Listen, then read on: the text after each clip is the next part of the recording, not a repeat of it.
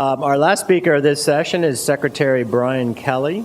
He's the Secretary of the California State Transportation Agency. He was sworn in 2013, which this was a new agency that replaced the Business Transportation and Housing Agency, so maybe you can talk a little bit about that.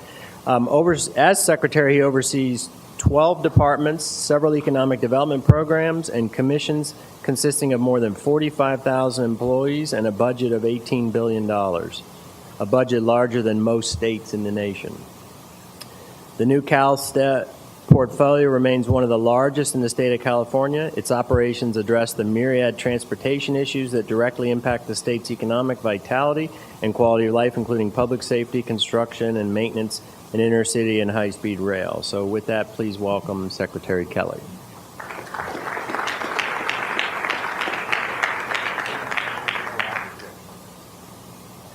Thank you. Good morning.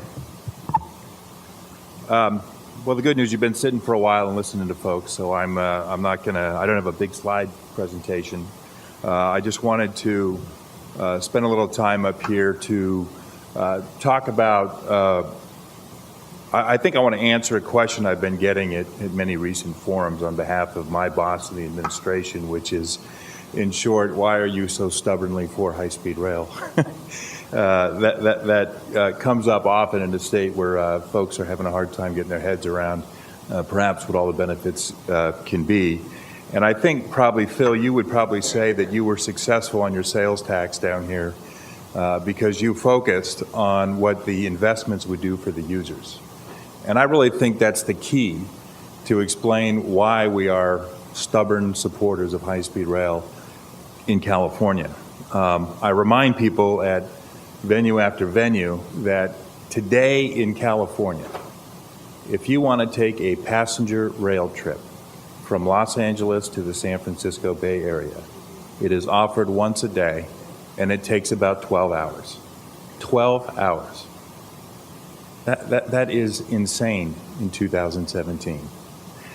The option is, of course, you can come down the Central Valley on a train, and you can transfer to a bus in Bakersfield and take a bus down to LA, and that's about 7 or 8 hours. And we, the administration and Governor Brown, particularly in an era, as was just described very well by Rod, in an era where our transportation investments have to do more than just move people. Our transportation investments have to move people. They have to accommodate growth efficiently in a state that, as Rod pointed out, is adding 500,000 people a year. And it has to achieve important environmental outcomes. High-speed rail, in my 23 years of working in transportation policy in this state, this high-speed rail project is the single project on the horizon that speaks to all of those issues at one time and is the most transformative project that I've seen in my time working in transportation in California. And again, it's about the users. 12-hour trip between LA and San Francisco, or 2 hours and 30 or 45 minutes. I mean, that's the choice. And I think it's transformative because if people are given that choice, I think it's clear they will make the decision to get to where they need to get to as efficiently as possible. And, you know, even as a commuter service, we're starting this service in the Central Valley in terms of construction. Rod pointed out we're 119 miles into construction in the Central Valley. And increasingly in California, we have this great jobs and employment base in the Bay Area and insanely high housing costs in the Bay Area. Something has to give there. One of the benefits of high-speed rail and our decision to connect the Central Valley to Silicon Valley was to address some of that need, to expand the housing market in an efficient way by reducing a commute time today, for example, that between Merced and San Jose on any given day in California today could be a 2.5 or 3 hour trip to 43 minutes. We'll offer that in 43 minutes. That is why we're for high-speed rail. That is what we're trying to offer the users of the system in California.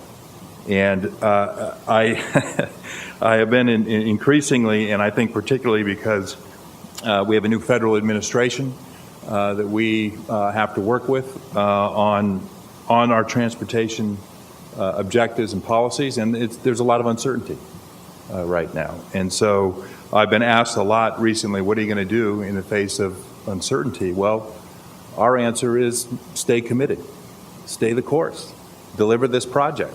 That's what we're going to do. And so, I have a long, lengthy speech here, but really, it doesn't come down to much more than what are the benefits from the project. They are mobility, as I just pointed out. They are economic. 2 federal reports just came out recently talking about high-speed rail. A report on the Recovery Act success, the ARA Fund's success, focus on the economic benefits that the city of Fresno has received from Recovery Act funds, and through strategic investments, including high-speed rail construction. Fresno's unemployment rate went from 18% in 2011 to 9.3% in 2016.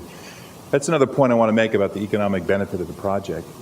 Fresno County and those counties surrounding it in the Central Valley in California, look on any data sheet about poverty rates, unemployment, air quality. Those are the most challenging places in the state on all of those scores. And I challenge everybody who wants to challenge the project to just answer a simple question. When before the high-speed rail project, or what after the high-speed rail project, is going to be an $8 billion public works investment in the Central Valley? Tell me what it is. There is nothing else on the horizon. And there hasn't been that level of investment concentrated in that area in a long, long time, maybe ever. And so the economic benefits, the mobility benefits, and of course the environmental benefits, relying on electric transportation powered by renewable energy is a game changer in terms of what the emissions that come out of our transportation system. And we are dedicated to making sure that how the high-speed rail system is powered is the most efficient and renewable as possible.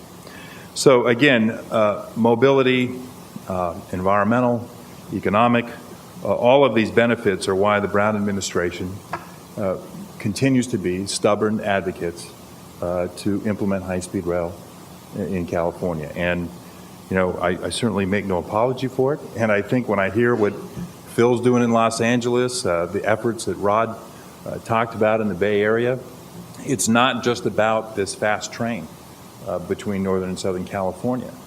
It's really about harnessing that kind of state-level investment to connect well to investments Phil's making in the LA area, the investments we're making in the Bay Area, Caltrain electrification being one of them, the one on the shortest timeline and right in front of us, and how the high-speed rail system can connect with those services. We have a statewide rail plan that will be coming out later this month, and I've hired a guy in our agency who used to work at the FRA, Chad Edison, who's been traveling the state, working with your folks, working with folks in the Bay Area, to articulate the policy that I'm talking about, which is really this renaissance in rail, which we're trying to make very real in California, which is how we seamlessly and in the most integrated way connect this emerging statewide high-speed rail system with the investments being made at the local and regional level to give the public viable transportation options that don't just rely on the single occupant vehicle. And that, in short, is the policy we're trying to articulate. It will be articulated in this statewide rail plan that will be coming out later in March. And I think folks will see that and see the long-term vision that's in play for rail generally. The other thing I want to say is it's not just talk and it's not just about a plan. We also have to invest at the state level. And again, Phil, I met with your folks just before your sales tax vote, which was a great historic victory for this area and really for the state. But I think they were quick to tell me when we succeed on this sales tax, $120 billion over 40 years, it's a huge amount of investment. It's not like then it's okay for the state to go away. Now there's a premium on making sure you've got a funding partner to help get these things done, and particularly because Los Angeles is competing hard to host the Olympics in 2024. You've got things to get done, and we want to help you get them done because we also want the Olympics to come to Los Angeles and have California be the home to such a world event. But we are also putting other funds in place, not just the high-speed rail funds. We have, through our cap and trade program in California, an investment program that allows us to invest funds in regional local transit programs. We have spent in the first two funding cycles $615 million as match money for high priority transit projects. About 2/3 of those funds, $410 million, have gone straight to transit electrification projects, either expanding them or helping buses convert to electric, or funding things like streetcars that are electric in places like Sacramento and Santa Ana. So what's most exciting about that program is Governor Brown is working with the legislative leadership right now to expand, and again, Phil pointed out the importance of the permanency of investing in transportation. And we're having a conversation in Sacramento right now about investing new sources of transportation money, not in the short term, but that would be in perpetuity, to improve our local streets and roads, to improve our highway assets and our bridges, and importantly, to continue to invest in what I call the transformation of public transit, which is making it electric, focusing on integration and seamless connectivity between regional and interregional systems. Again, all so we can give the public viable options to getting around. And I think things like speed and efficiency and cleanliness are all part of that system. So we put $615 million out in 2 years. The legislature passed a bill that said our next funding cycle has to be a 5-year funding cycle. And if we get the governor's transportation package passed, that 5-year cycle will be on the order of $3.5 billion as state match money for what folks like Phil, Rod, and others in the Bay Area are doing to invest in public transit. So we've got a lot of work going on high-speed rail specifically, and our interactions with the federal administration, the Trump administration. Governor Brown has done two things in February that I think are worth noting. The first is to the National Governors Association. All states were asked to forward a list of high-priority infrastructure projects. California forwarded 51 projects in response to that request. 25 of those were transportation projects, and yes, high-speed rail was on that list.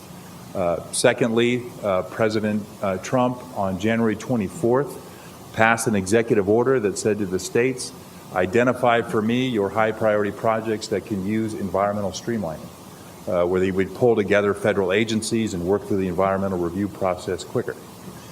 Just last week, on the 24th, on Friday, we forwarded a letter to President Trump and to the Council of Environmental Quality in the White House outlining the first 10 projects that we would seek that federal treatment for, the expedited environmental review for, and once again, yes, high-speed rail was on that list. So we're all in on high-speed rail. I know there's a lot of questions about where the federal government is on this. Certainly President Trump himself has said publicly words of support for high-speed rail conceptually, and we're just trying to make the point to the administration that there's nowhere in the country that you can make that vision real sooner than in California. So there's a lot of, certainly you read a lot about tension between the California and the Trump administration in various policy areas. We're hoping that infrastructure is one that we can do some work together. And there's great opportunity in terms of early action items the Trump administration has taken, and we're seeking to jump in that, fill the void in terms of no other state has yet asked for environmental review, expedited environmental review. So we went ahead and did it. And under that executive order the Trump administration passed, they have to respond to states in 30 days. So in some ways, we're calling the question on high-speed rail and where the Trump administration is. We've asked for funding help. We've asked for environmental review, expedient treatment of environmental review, specifically for this project, and we'll get some kind of answer in 30 days. So that's where we are. If the federal stuff goes south on us, we're going to have to figure out how we move forward as a state. But again, the commitment has been unwavering my entire time working for the Brown administration. And because of the benefits I outlined at the beginning of this, a high-speed rail, I think that commitment remains undaunted. We're gonna move forward to try to get this done because we think it's important for California and the people who move here. So with that, I thank you very much for being here, Phil. Thank you for hosting, and I look forward to working with all of you in the days ahead. Thank you very much.